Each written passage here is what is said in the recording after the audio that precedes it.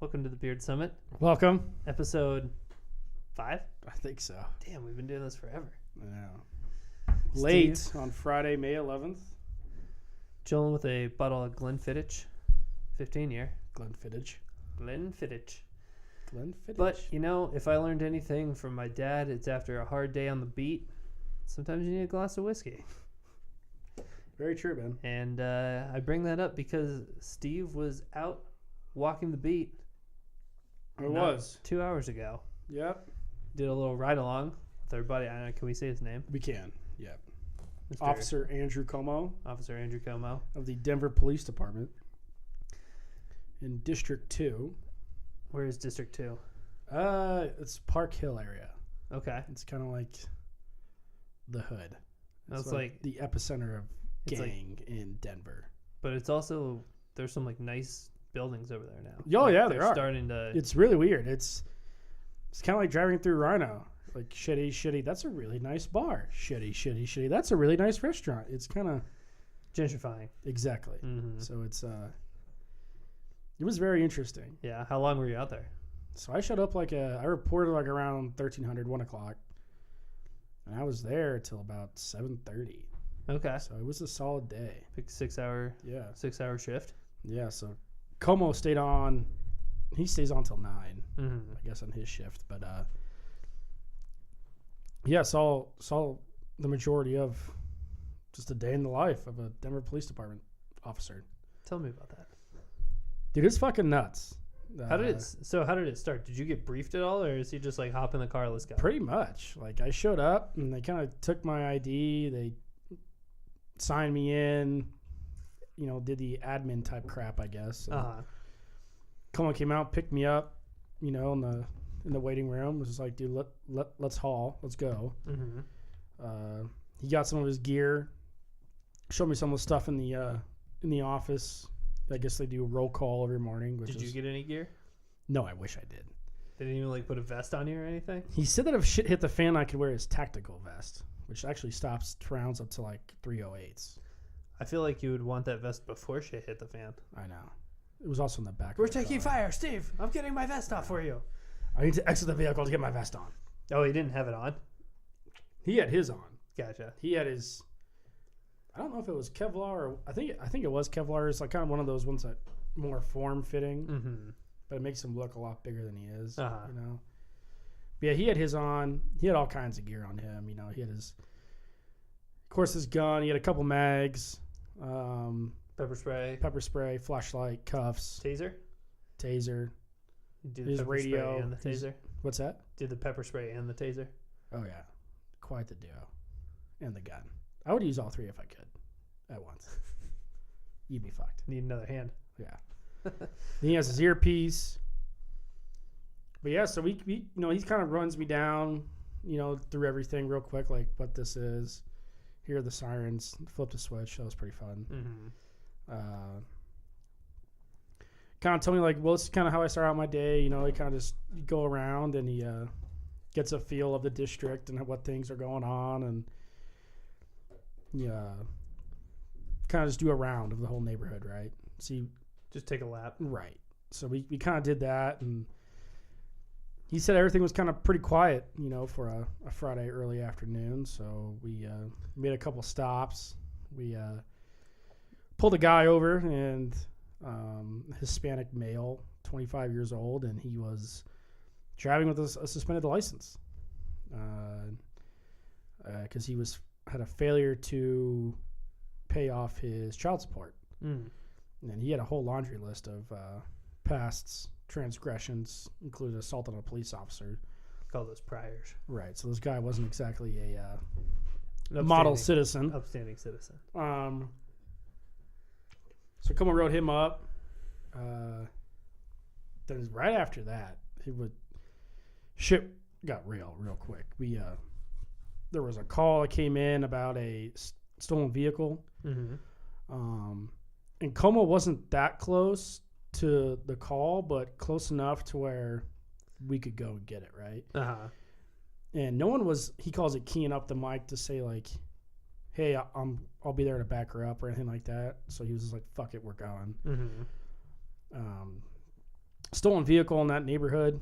They have these different codes they all go by, and code 10 is kind of like the lights on, sirens blasting, drive, I guess, reckless abandon, but controlled reckless abandon, you know? And you have to actually get authorization to do that from really? dispatch, which is kind of weird. But Como, he was waiting and waiting and waiting for like a call to come in this whole time. He's kind of like, this person might need help if it's a stolen car. People who steal cars aren't exactly the best people, and it's not exactly the nicest neighborhood in Denver. Yeah, especially when there's gangs around. Probably need to get there quickly. Right. So Como was like, "Fuck it," I'm making the call. So we went code 10, and we flipped our sirens on, and it's amazing how fast he was driving in intersections and oncoming traffic using the sirens. But it was amazing. He has the earpiece in his left ear. He's driving with his left hand. He's listening to the radio. He's making calls on the radio. He's also using his right hand to look on the computer to see, what's the information at the scene, right? Mm-hmm. Like, what are they pulling up? Is it a mail? What's his past history? All this kind of stuff while driving. So it's amazing, And while he's doing this, he's doing his best to tell me, what's going on.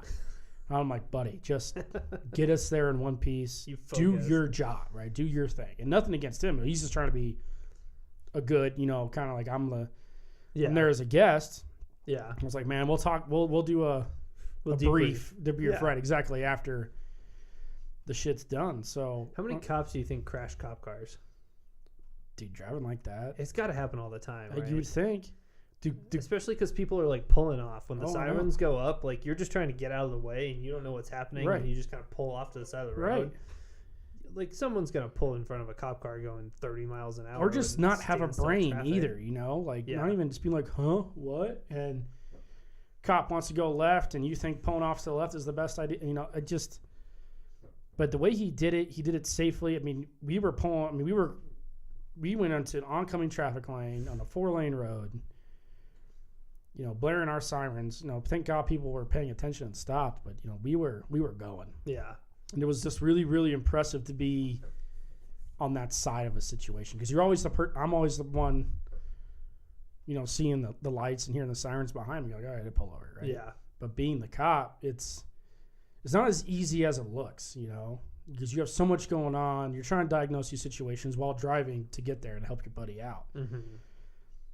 So we roll up on the scene, right? Finally get there after I felt like we pulled a few G's getting there, Yeah. And is that gang lingo? Yeah. So we get there, we jump out of the car, and I think there was already 2 cops on scene with 2 cars, right? And Cole immediately kind of goes into the formation he's supposed to go into from being trained. So it was really cool to watch. Mm-hmm. And just kind of instinctual. He knew exactly where to go, and we pulled up, and to me, I'm kind of just like, okay, there's a stolen car. There's a lady with a gun. But to me, I'm not thinking there was a lady with a gun. The cop was with the gun. Okay. Not the lady. She had her firearm out. Yeah. Pointing at the suspect. And Como was able to, he just diagnosed the situation so quickly, knew instantly where to go, where to, park his car. And to me, a civilian, I'm just like, oh, 3 cop cars with lights, cool, Oh, one has a gun, But he's just very professional in how everything was going on. It actually turned out that the car was stolen, right? Mm-hmm. But it was previously stolen, so the car had actually been returned to the rightful owner. But that information had not been updated, I guess, in the system. Did you find out how it was returned to the rightful owner? Oh, I'm not sure the story behind it, but they actually proved that this is my car. Gotcha. So the rightful owner did get handcuffed and put into a cop car, but it's a great dinner story, They're just like, oh, sorry. Well, you'd think it'd have to be someone he knew then that stole his car, because it just gave it back to him. Dude, I have no idea. Yeah. I mean, seriously, as soon as they found that out, Como was like, all right, dude, we're out of here. This is a nothing burger. So, I guess it was a mistake, on the part of the cops or whatever system failed, but no one got hurt, which was amazing. The fact how quickly they were able to respond to a potential, shooting situation. Yeah. With a stolen vehicle in a gang-ridden neighborhood is not, that is, you have to, huge amounts of, caution have to be taken in those kind of circumstances. And you're on high alert. Exactly. Going code 10 is no shit. And I found that out today. So yeah, it was really cool, really professional. Mm-hmm. Got a couple more calls throughout the day. Rolling through some of those neighborhoods, as a cop, you can feel the eyes on you, and one guy got called about a laundromat, and this black gentleman, I guess, was drunk, was scaring away customers at a laundromat, and the owner was just, he called 911 and said, hey, this guy is scaring away my customers. They're never going to come back. This is a bad situation. He's drunk. He's disorderly. I need someone. So we roll up, and it's not exactly in the best neighborhood. And me just being with Como at the time, and I'm, in civilian clothes, and he's in the cop uniform, but still I'm getting meat mugged, right? Mm-hmm. And I'm, there was a black gentleman there who was, uttering some curse words underneath his breath and doing the whole staring contest with me and doing the jack off symbol, or, kind of on his crotch, like. So I'm not really sure what he was trying to do or trying to intimidate, but then he kind of put his chest out and walked literally within inches of me. Very strange, but this is the kind of bullshit. Were you wearing what you were wearing? Yeah, I'm wearing exactly what I was wearing now. Fly fishing shirt. Yeah. Clearly not a police officer. Clearly not a police officer, but guilty by association mm-hmm. with this neighborhood, I guess. So, and Como was the only cop on scene. So this is the kind of shit that they have to deal with. He's literally just, and it was just this, this private business owner. Just, I want to have my own business. Yeah. I want my customers not to feel afraid. Como comes in to do his job. And dude, he had not even said a word yet, and people were dropping F-bombs around us. I found a newfound respect. I knew they dealt with shit, but you really don't understand it until you're kind of in it. Yeah. And seeing it. Yeah. I feel like the situation's so deteriorated right now. Oh yeah, I asked between some of these low-income neighborhoods and the police. I told Collins, dude, how do you feel to kind of be the guy right now who's somewhat universally hated in our society? He's just like, it's part of the job, but you still go to those neighborhoods where the people, they say thank you. They mm-hmm. want you to be there. They understand why you're here. Yeah. And if you act professionally, as a cop, you're fine. Yeah. But it's the other people. It's these neighborhoods where they don't act like professional people, in a way. Yeah. Dropping F-bombs at a cop when you have no idea what the situation is, but because he's wearing a badge and a uniform, you group him in immediately to whatever stereotype that they were trying to push. Yeah. Well, let's just think through that situation you were in with the laundromat. Like, let's say there's drunk people there scaring away customers of the laundromat in this kind of lower income neighborhood. Eventually people will stop going to that laundromat. Yeah. And it'll close down. That's exactly what the owner said. And he was afraid of that. And then you don't have a laundromat. Right. And it hurts the neighborhood. Yeah. Yeah. And that could happen to literally any business. Right. And these guys who were saying these things were literally coming out of the laundromat. Like customers of the laundromat. Yeah. So it's like, what are you getting mad about? You want to deal with this bullshit? Or just because a cop shows up in response to a call and you feel the need to act like a jackass, it's just... Yeah. It's like the laundromat owner is the one who made the call. Right. It's just unreal, man. It's his business. Yeah. So, that was interesting. Just driving around some of those rougher neighborhoods, which I was told, like, these are the drug neighborhoods. This mm-hmm. is, this spot over here, this bar is known for dealing. Yeah. You felt the eyes, man. Like, you were not wanted there. Mm-hmm. And just driving around, even little kids, dude, were, flashing signs at us.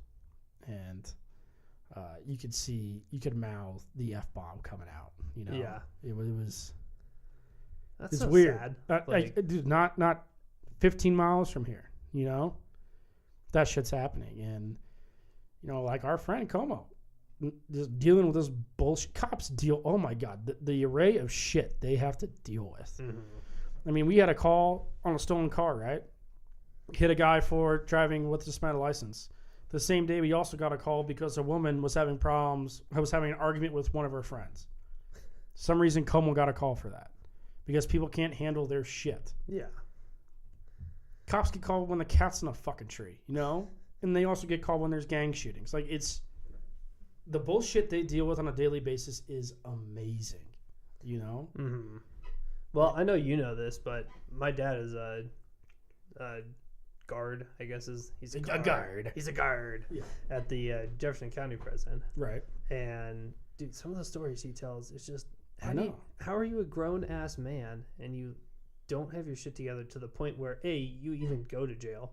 Right. Some of the stories of how people get to jail are just dumbfounded. Right. You know, how are you this stupid? He stole a car and I goes out on probation, so I beat up my baby mama. And you're like, dude, come on. Stop breaking the law, asshole. But then, if you think some of that shit is crazy, you should talk to my dad about some of the stories he has of just dealing with people in the jail. Like, I'm he sure knows them. Yeah, and I've heard some of those stories. Sees them every day. Yeah. Like, yeah, we should have a cop summit. That'd be sweet. That would be sweet. I bet they got some bomb-ass stories to tell about dumb people. Oh, I'm sure. Dude, Como hasn't... All they deal with all day. I think Como graduated last year. Probably about a year from now from the academy. Mm-hmm. And he went on a few weeks, I think, of training, you know. But I don't think he hasn't been by himself in his own car for, 7 or 8 months. Yeah.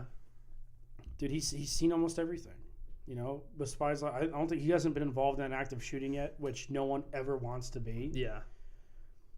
But, you know, less 8 months, and the dude has stories on stories. You know, He's chased down 3 guys who run away from him.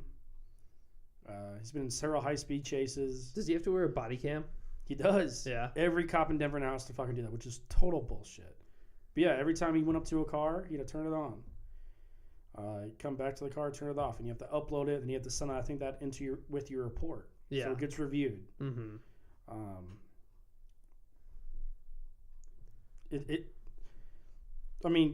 You got to worry about being just a professional cop when dealing with bullshit, but then also have to worry about, you know, Big Brother's always watching too. Yeah, it's a tough job, man. It's incredibly difficult, jobs. Especially with the shit we're dealing with now. Yeah, that if you make a fucking wrong turn or do something stupid, dude, you're on national television. And I'm not saying cops don't deserve to get their shit pushed in when they do fuck up, right? Yeah, and there's definitely instances of that, but. To label all cops as whatever bullshit stereotype you want to put it is just asinine. Yeah, well, and just the judgment calls they have to make, like in a split second. Dude, someone's resisting arrest, and you have to try and subdue them, and you accidentally use the wrong hold or something like that. Like that was Philando Castle, who was selling cigarettes and got put in like a chokehold instead of some type of armbar or something that he was supposed to be, and he died from it. Which is obviously not what you want in that situation, but it's like you got a 400-pound man resisting arrest. You kind of have to do whatever you got to do at that point to fix the situation, I guess. That's all. Resisting arrest is... Once you start resisting arrest, you're kind of on your own, I feel. All these videos coming out where they're like, the cops are using, what's the word? Excessive force. Yeah. When people are resisting arrest, it's like, well, once you resist arrest, there really isn't. You're asking for it. There really to get your ass isn't an excessive force. Once you start resisting, you are authorizing the cop to use whatever force necessary. Yeah, is how I feel about it. You're the one resisting arrest. It's really just on a case by case basis. There was a video I think I saw recently I think it happened in Florida. It's always Florida, so for some reason lately. But some crazy fuckers all in Florida. I think a guy was pinned on the ground. It's hard to tell because you see this 20-second clip, right? Mm-hmm. You have no idea what the fuck happened prior to it. You don't know why the guy's on the ground. Yeah. The videos don't start getting taken until snippet hits the ground. Of the cop doing something that looks like it was not warranted, right? Yeah. But, I'm not trying to defend the cop or anything. I just want people to realize, put these situations into the context of what actually fucking happened. Mm-hmm. don't take a 20-second Snapchat video and be like, oh my God. But this one video did show a cop like running up to a suspect who was on the ground subdued and just kicking him in the face. Yeah. Well, that's not resisting arrest. Right. And when that shit happens, obviously, like, everyone is on the same side when that happens. Right. You're like, okay, well, that cop just kicked a dude in the face who was for no reason laying on the ground. Right. That's not good police work. Right. That's being a thug. Yeah. In my point. But, dude, it's a hard, like you said, to make these snap decisions in the moment, right? I mean, Como didn't wait for authorization to go code 10 today, right? Mm-hmm. He's supposed to. Yeah. But in his mind, he's like, from what he knew, the information he had was that one of his fellow officers was engaged at gunpoint with a stolen vehicle, right? Yeah. And in the neighborhood he's in, that usually correlates to gang violence. Yeah. Okay? And some kind of gang crime. And not knocking women, but the officer there was a woman. Now, if you have gang-related activity and you have one woman officer on scene, that is not high probability for success. Yeah. Right? Yeah. Even with the firearm, you got to get there. You got to get there. Yeah. And Como made the choice. You know, in a split second, he went, dude, I got to do it. I mean, literally, I don't know, maybe 30 seconds after his sergeant came on and said, all right, step up coverage, which means everyone go fucking code 10 in the area. If you can make it, go. So he was right, but he was even telling me, though, hey, man, if I go code 10 and I'm not authorized and say I get in an accident, my ass is on the line, right? And he even said, like, the biggest thing about being a cop sometimes is that you have to be able to tell or articulate or argue why you did certain things, right? And if your command doesn't agree with you, even though it might have been the right decision, still your ass. Your ass is on the line. Yeah. Right? And that is it's a catch-22, almost damned if you do, damned if you don't, right? But I was proud of Como today. He's like, dude, that an officer's life could have been in jeopardy. I need to get there. I need to get there now. I'm not waiting for authorization. So he made the right call, in my opinion. But those happen every single day to cops. You have to make these hard decisions that the media and the public will scrutinize and look over and judge for months on it. Pick them apart. But the cop literally has, I don't know, a couple minutes, if that, to decide what he's going to do. Sometimes seconds. Right. You know? And I was even telling myself, and I'm a bigger guy. You know, I'm 240 pounds. But some of these you know, these guys that I was seeing in these rougher neighborhoods, they were big dudes. They were muscular big dudes. And I'd say, you know, if I'm by myself or even with Como, and one of these guys happens to do something wrong to warrant, you know, being arrested or hey, get on the ground, and he's resisting arrest, dude, I'm gonna have a hard time getting him on the ground. Yeah. That's a big, strong dude. Yeah. Even with the firearm, that's a big dude. Yeah. So people need to realize that people like you and me, when a gun's pointed at us, we're okay, we're done. Sorry. What do you want me to do? The pepper spray comes out. And we're Take like, my pants off? No, none right? of this. Yeah. Sing a Katy Perry song? Whatever. Just take the gun off me, you know? Yeah. Other people don't think like that. You know, they want to fight. They don't respect, you know, the law or cops. Even if the cop's doing something stupid, or today, you know, the woman with the stolen car. It wasn't stolen. It was her car. But she fucking acted professionally. Yeah. She was literally put in a cop car with cuffs and said, that's my fucking car. I don't know why you're doing this. But she didn't fight. Yeah. Because she knew at the end of the day she was right and that she was going to get out of this. Yeah. And guess what? As soon as they ran the check, they found she was right. She was uncuffed. She went back in her house. It was done. Yeah. It was absolutely done. All the cops drove away. Yeah. Just do what the fuck they say, and I think you'll be all right. Yeah, I think there's kind of two issues here. It's one, most of these things that you hear about, somebody was doing something wrong in the first place. Right. You know? And so once you're already in trouble, you're going to try and fight harder to get out. Right. Than you would if you know it's your car and you're like, oh, I'm getting arrested. This will sort itself out. You're right. like, oh, I'm already screwed. Fight or flight. Right. You know? Right. The other thing is just the media in general really makes martyrs of some of these people that were doing bad things. Oh, unbelievable. And then the cops have to take some type of action against them. Right. No matter what happens, they're always on the side of the person who the cop took action against. Right. No matter the circumstances. So like you're saying, they're not using any judgment to be like, oh, that was a bad idea for them to be doing what they were doing and then resisting arrest. Right. They're just like, well, yeah, maybe they were beating up a store clerk when it happened, but you didn't need to throw him into the window. Like, well, what's the does it not matter that he was beating up a store clerk 10 seconds before the video started? I mean, even more outrageous than that. What was the name of that fella that literally tried to steal the firearm from the cop that ignited the whole Ferguson riots a few years ago? Yeah, Michael Brown. Michael Brown. Yeah.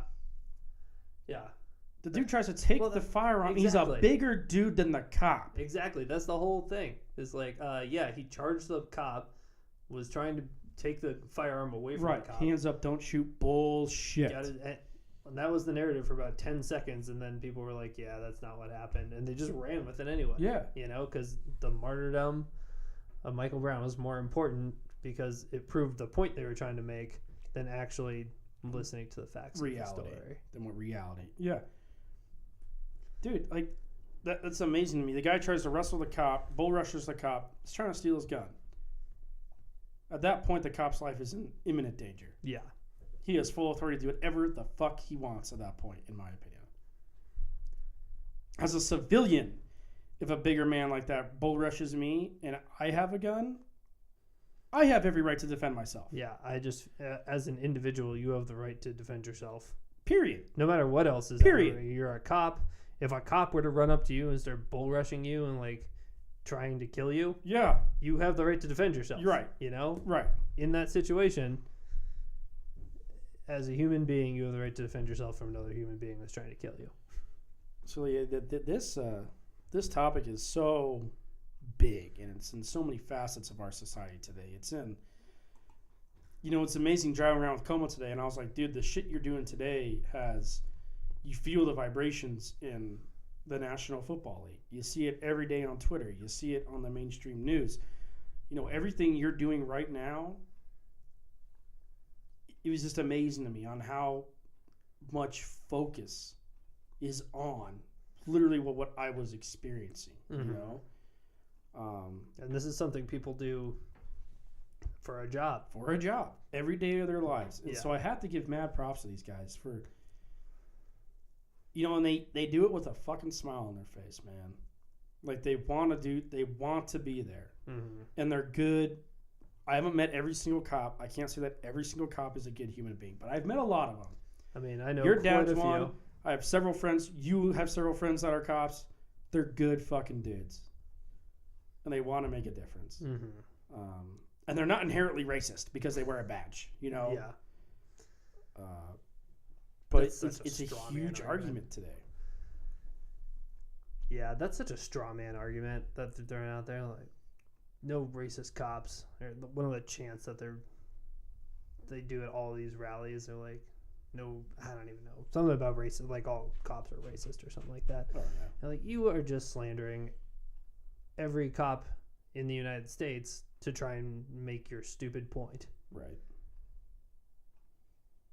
Name one. Yeah, if you see a cop that's pulling over just black people because he's like, I really don't like black people. Like, I'm on your side with that one. Get his ass off the force. Point him to me. Show me what's his name. I will give me his badge number. Yeah, we'll do that together. Yeah, we'll go walk up to the mayor's office and be like, here's an actual racist cop. Right. So and so. Yeah. Get him the fuck out of here. Yeah. Or arrest him. Yeah. But yeah, doing the old Colin Kaepernick of posting a picture of a current police badge with that of slave traders' patrol badges of back in the day is that's racist in itself. I'm not sure if Mr. Kaepernick realizes that. Misguided at best. My God, dude. Yeah, it's crazy out there. Just the hatred. You felt that. I felt that today. Officers. Yeah, like I felt that. I mean, there were times when we were growing up where my dad would just be, he'd carry his gun with him all the time. He's like, I don't know if somebody that I sent to jail is gonna like try and find me and like come after me just because they have an axe to grind, and that was 20 years ago. Right. You know, that was before like the Dallas shootings. Right. Dallas executions. Yeah. Like, no one talks about that, by the way. Yeah, that fell off the radar. That mass shooting doesn't really seem to fit the criteria of mass shootings, right? Yeah, it's definitely not. It's no Parkland. No, it's not. But I mean, if you remember, there was like 3 months there where police officers were just being executed at random. Yeah, executed. Yeah, on the streets. Like, remember in Brooklyn, the 2 cops were sitting, I think, they're taking their lunch. Yeah. And a gang, I don't know, I guess I can't say if he was a gang member or not. But I think it was, what they said was it was gang initiation. Okay. So, yeah, the 2 cops sitting in their car, and this guy comes up to the window, just executes them is a perfect word for that. Yeah. Kind of flew under the radar. The Dallas shooting was amazing to me. That guy was trained in the National Guard, was using the formations and the tactics that he had learned through the military to kill cops with a Soviet-era rifle. Yeah, an assault rifle. Yeah. If you really want to use it. So, yeah, that was a big fucking round he was using. 7.62, I think, against 9mm. Yeah. But, yeah, let's get rid of all the assault rifles. Dipshits. Amazing.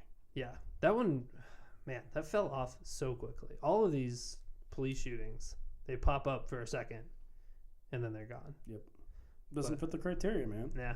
Doesn't fit the fucking mold. People don't care. But if a cop kicks someone in the face, then it's this huge, all cops are racist. All cops are bad. Yeah. There's an injustice against black people. There's modern day slavery of incarceration. It's like, how do we go from that and then miss this whole, like you said, the Dallas shooting? Like, what was that? Was that not a hate crime? Like, what was that? Yeah, it depends on how you define hate. Was that a mass shooting? Was it a hate crime? Like, what was it? An assault rifle? Yeah. Shooting? It wasn't a white guy killing people. I'm not really sure what we termed this. Seemed to check a lot of boxes. No. I don't know, man. Cops have a tough job. And I was thinking about it. How many cops do we know? I don't know, name them or anything, but I mean, there's 4. I think I can name 4 right off the bat. Just from our high school, right? I think one's actually DEA now too, from a class ahead of us. He was a cop, but he went DEA. I didn't know anybody from a class ahead of us. I was just talking about our class. Yeah, our class. You're right. We can name 4. Mm-hmm. The 5th one, class ahead of us. These are the guys I know of. Yeah. But yeah, a lot of them do that. A lot of the guys I worked with on the rig were ex-cops. I mean, it's a good position if you're ex-military too. I think it's pretty easy to make the transition. Yeah. Another funny thing that you mentioned that the phonetic alphabet of cops is wholly different than military. Oh, really? Didn't know that. So like military, what? Right? Yeah. Alpha, Bravo, Charlie, Delta, Echo, Foxtrot, on and so forth, right? Cops only use like names from what Como was telling me. So military, again, Alpha, Bravo, Charlie. Cops use Adam, Baker, Charlie. So like Como's call sign was number Adam, right? Not number Alpha. Yeah. And he was saying, no, he was calling in I think he was calling in a license plate, right? And he was reading it off, and I was like, that is definitely not the right phonetic alphabet. You just made that shit up. He's like, oh, no. Like Tango, right? Tom. Mm-hmm. T is Tom. It's not Tango. It's They have an actual set, though. You don't just get to pick any name. Right. No, he said it's all names. Yeah. For whatever reason. So he was actually telling me the military guys that come back are like, why? Why did you have to do this? So it kind of fucks with them a little bit. So it was interesting. You can tell the military guys when they make their dispatch calls. Like, yeah, we got Alpha, Bravo. Like, O, right? O is ocean. Yeah. I'm not really sure I forget what it is in the military one, but it's not fucking ocean. Is ocean a name? I don't know. I guess it's not. Maybe Daniel Ocean. Speaking of Daniel Ocean, there's a new movie coming out. Oh, yeah? It's called Ocean's 8. All females. Oh, the girl Ocean. It's all the girl Ocean. Yeah, because that works so well with the Ghostbusters. Right. So, yeah, I saw that preview when I saw Infinity Wars. Or not, no, Infinity War. I mean, it's only a matter of time until they do a female James Bond, too. Female everything, dude. Yeah. Female NFL. It's just so dumb because I know why they're doing it, which is frustrating. It's like you're literally just doing this because of the Me Too movement or because you found male misogyny. You have something that works, and so you're like, here's a movie people want to see. They definitely don't want to see a super feminist Me Too movie. So what if we took a movie people like and infused it with this thing that they don't like, and then they'll see it anyway? Genius. Brilliant. Right. So, I mean, Sandra Bullock's in it. I love Sandra Bullock, but I don't know. I'll probably see it, but can't fault her for doing it. Right. You're not going to turn down $10 million or the frustrating thing is like $7.3 million, I guess. Like I said, it's just like I know exactly why you're making this movie, and it's because it's fitting your political agenda. You know, because you know people like the thing, and you found a way to force it down their throat. Right, politically, yeah. But it hasn't worked thus far at all. Like the Ghostbusters movie did terribly. It did not do well. I can't imagine. I mean, I don't know if Ocean's 8's gonna do shit. I really don't know. But people will probably, dude. I guarantee you, if it was the old characters, people would be lining it like, yes, yeah, another one, yes, yeah. People love those movies. And throw the women with it too. But keep the old guys. People love the old guys. That's the reason people go see it. Because the old guys. Yeah. You know, but I mean, it's like making an Avengers with Iron Man being Iron Lady. Well, and it's just that the character that you know is a man. Right. Like it's a masculine trait. Like 007. Like, oh, this is a man's man who's also a lady's man. And now it's a lady that's a man's lady and a lady's lady. It just doesn't work. That'd actually be really funny. Is the lady a promiscuous whore like James Bond? How does that fit the Me Too movement? Tell me that. Some real questions. That's a real question.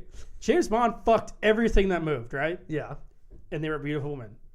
Does the lady James Bond do that? Are you slut shaming? No, now? I don't know. I don't know how they would attack that. I mean, or would she be like male misogyny? Obviously, she'd have to be. Shaken, not right? stirred. She'd probably shaken. Probably shaken. Stirred. I really have no idea how they would do that. Yeah, I'd go see it just out of pure entertainment factor, I guess. She'd be really hot. Just to see what's going on. But obviously, she'd be banging all the dudes, but she'd be on top.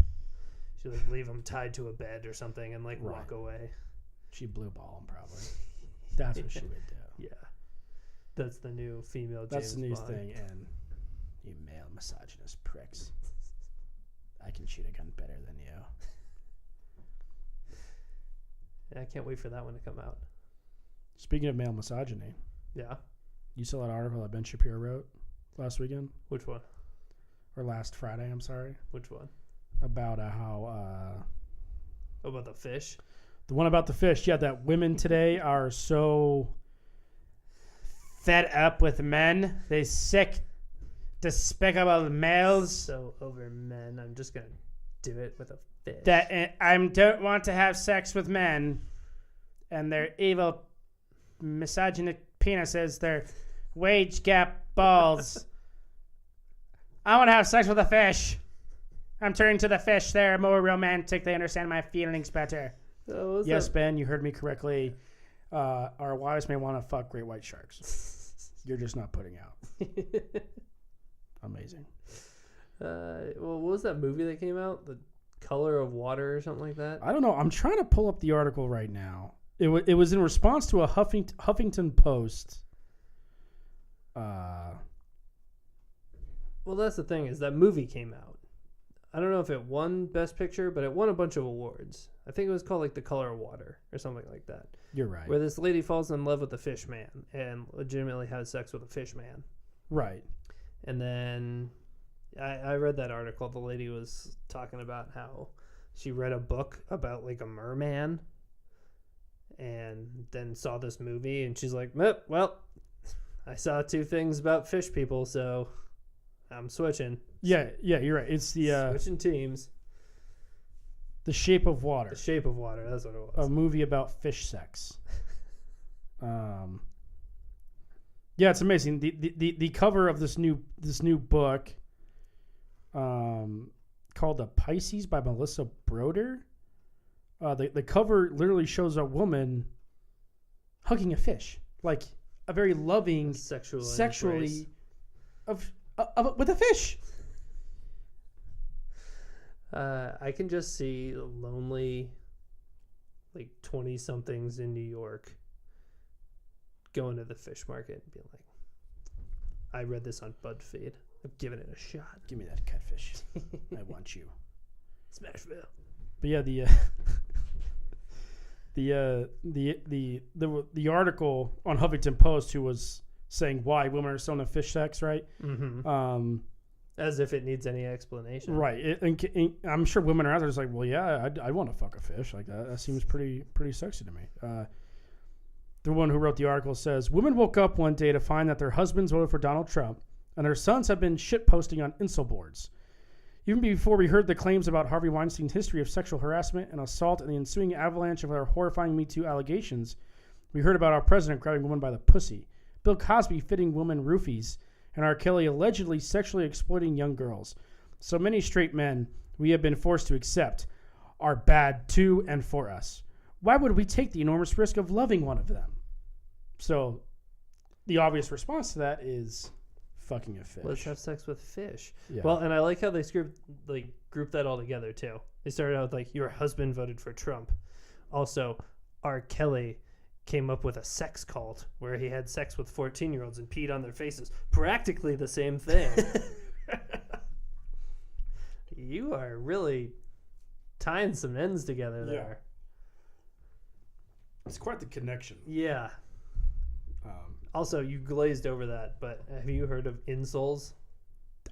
This was the first time I had heard of the term. Nobody's heard of it. I had no idea what it was, so I had to read because I first saw this on Huffington Post because I'll kind of read just to kind of see what's going on with different sites, you know. And literally, this was the front. This was the headline. This was after. I think this report literally came out, you know, after the North Korean peace summit talks were going on. There was big news happening, right? I think that Kim Jong-un had agreed to release the 3 hostages, but Huffington Post, their number one headline was fish sex. But yeah, in it talks about this incel movement. I did some research on that, and I guess it's 2 words put into one. What is it? Involuntary celibates. Right, exactly. Yeah, which means you want sex, but you can't have sex. Because we're too fucking ugly. That's how I kind of understood. It's just like, I'm so shitty of a person that I can't have sex with anyone. Right. To me, it's just like, I can never get laid for whatever reason. Probably because I suck, or I'm just not attractive, or I'm ugly, or I just have no connection with any kind of female. The ugly. I got the ugly. It's real weird.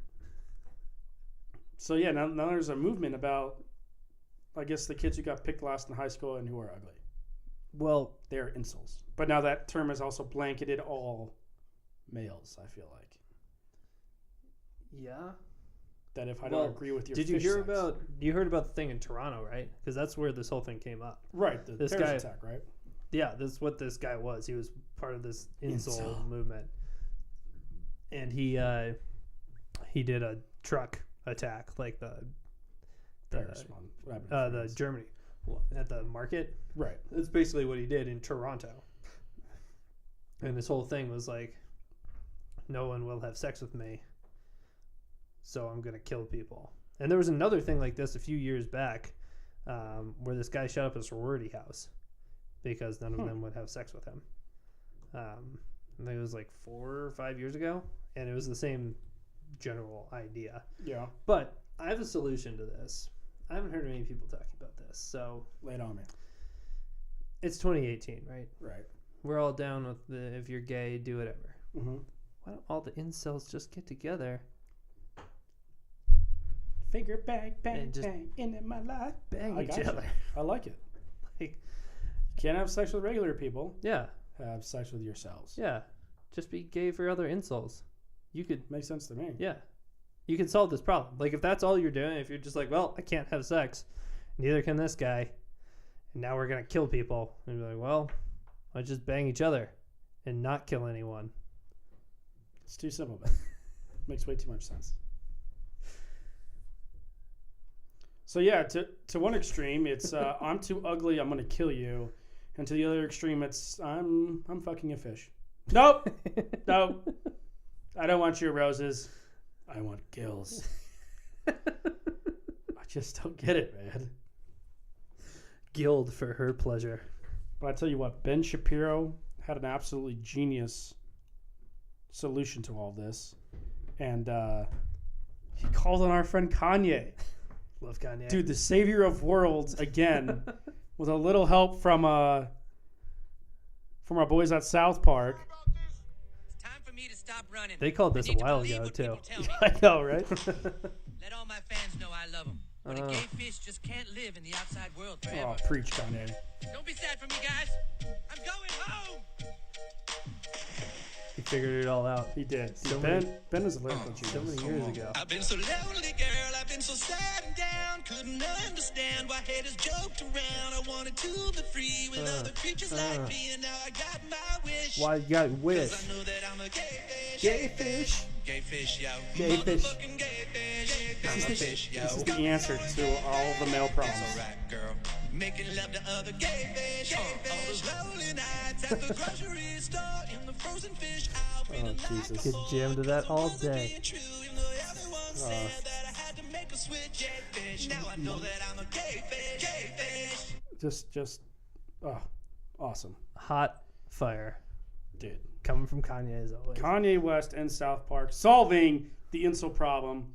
I'm a motherfucking gay fish. Before it even started. Yeah. That's been around for years. That is really sad, actually, that this was a joke and now it's now it's a thing. It's a thing. The world today is beyond parody. It's really sad that South Park called it. Yeah. Wow. I mean, I have no words. Yeah, Kanye's having sex with fish. Almost got it. Kanye loves Trump. Other people having sex with fish. It's pretty close. I'll give it to him. That might have been too much of an extreme for South Park to put in that episode. That's true. Have Kanye be friends with Trump? They're probably like, dude, slow down. We Now don't you're smoke talking- meth here. Now you're talking crazy. Yeah. I'm so excited for his album to come out. Dude, I just, I don't know. I've never been a Kanye fan, but you are just in love with the guy. Welcome to the fold. I'm gonna have to hit up your playlist.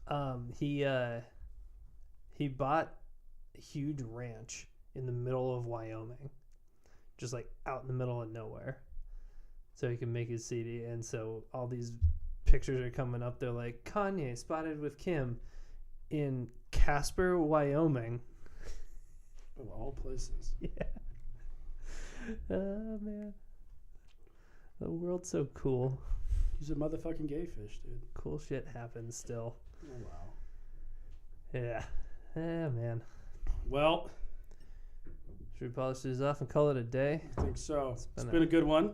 I'm sure you're tired from hitting the streets. Copping it up. Yeah. Taking all these mean mugs, dude. Someone has to do it. Somebody's got to do it. Cheers to all the first responders out there. Fucking A, we love you guys. Keep doing your thing. Peace And out. that's it. Episode 5 in the books. Later, guys.